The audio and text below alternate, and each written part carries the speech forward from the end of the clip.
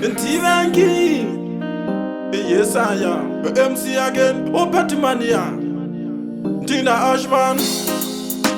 Paraskas Yes I am Opatimania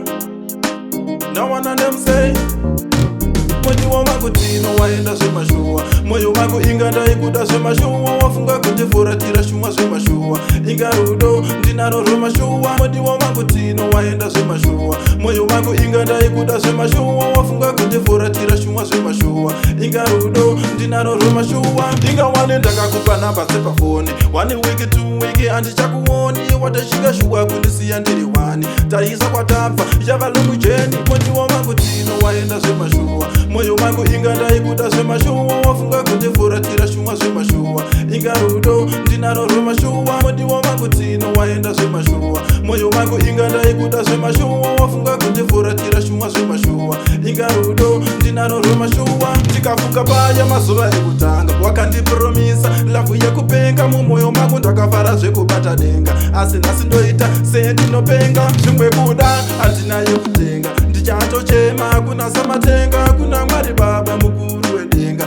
Pamwe vangatiture mutoro ndakasenga Cheuka cheuka cheuka mundiwa Yeuka yeuka yeuka mundiwa Pataifamba tiri vaviri Apa nepapa tichienda mhiri Wapindwa ndengo naye mundiwa Ingarudo ndinarorema shuwa Usafe wakateerera vemakuwa Kuti undisiye ndizo zvavandotoshuwa Moyo wangu tino waenda zvemashuwa Moyo wangu inganda ikuda zvemashuwa Wafunga kujefura tira shuwa zvemashuwa Ingarudo ndinarorema shuwa Moyo wangu tino waenda zvemashuwa Moyo wangu inganda ikuda zvemashuwa Wafunga kujefura tira shuwa zvemashuwa Ingarudo ndinarorema shuwa Inga wane ndakakupa namba sepa phone Wani wiki tu wiki andichakuoni Watashika shuwa kundisiya ndiri wani Taisa kwa tafa Javalungu jeni Moyo wangu tino waenda zvemashuwa Moyo wangu inganda ikuda zvemashuwa Wafunga kujefura tira shuwa zvemashuwa Ingarudo ndinaro roma shuwa Moyo wangu tino waenda zvemashuwa Moyo wangu inganda ikuda zvemashuwa Wafunga kujefura tira shuwa zvemashuwa